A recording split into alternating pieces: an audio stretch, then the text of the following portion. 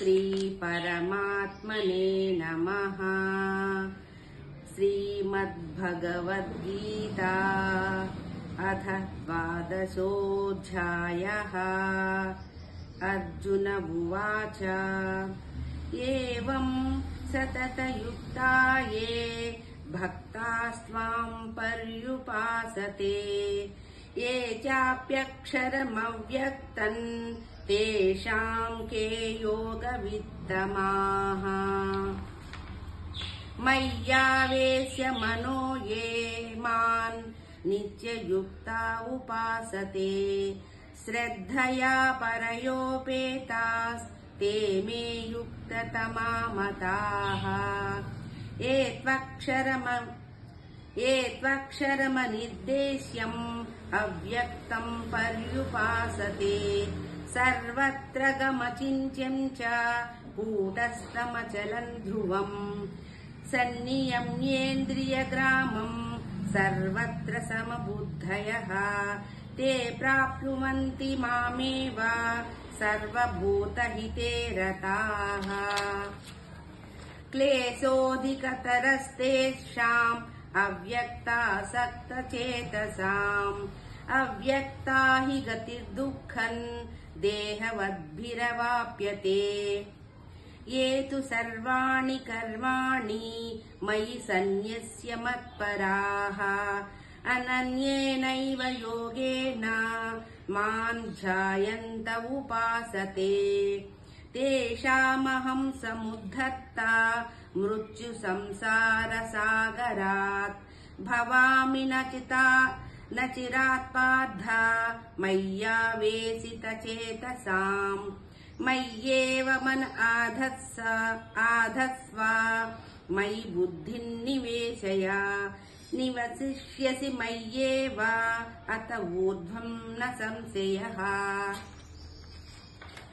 अदचित्तं समाधातुं न शक्नोषि मयि स्थिरम् अभ्यासयोगेन ततो मामिच्छाप्तुं धनञ्जय।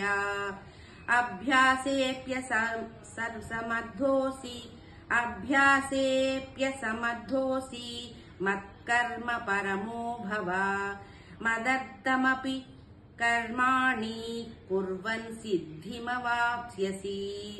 अधैतदप्यशक्तोऽसि कर्तुं मद्योगमाश्रितः सर्वकर्मफलत्यागं ततः कुरु यतात्मवान्।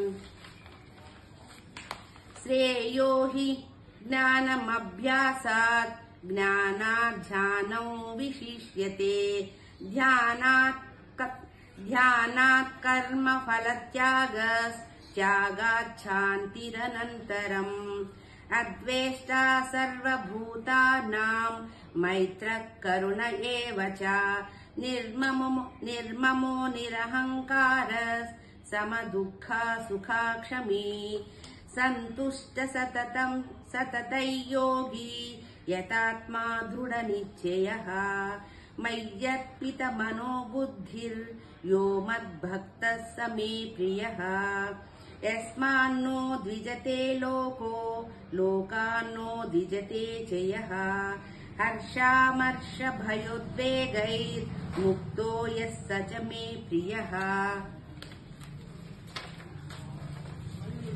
अनपेक्षः शुचिर्दक्षः उदासीनो गतव्यदः सर्वारम्भपरित्यागी यो मद्भक्तः स मे प्रियः।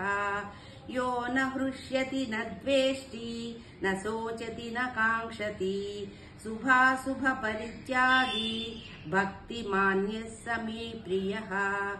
समशत्रौ च मित्रे च तथा मानापमानयोः शीतोष्णसुखदुःखेषु समः सङ्गविवर्जितः तुल्यनिन्दास्तुतिर्मौनी सन्तुष्टो येन केनचित् अनिकेतस्थिरमतिर्भक्तिमान्ये प्रियो नरः। ये तु धर्मामृतमिदै यथोक्तं पर्युपासते श्रद्धधाना मत्परमा भक्तास्तेतीव मे प्रियाः। ॐ तत्सदिति श्रीमद्भगवद्गीतासु उपनिषत्सु ब्रह्मविद्यायां योगशास्त्रे श्रीकृष्णार्जुनसंवादे भक्तियोगो नाम 12ोऽध्यायः। ॐ श्रीकृष्णार्पणमस्तु। जय श्रीकृष्ण।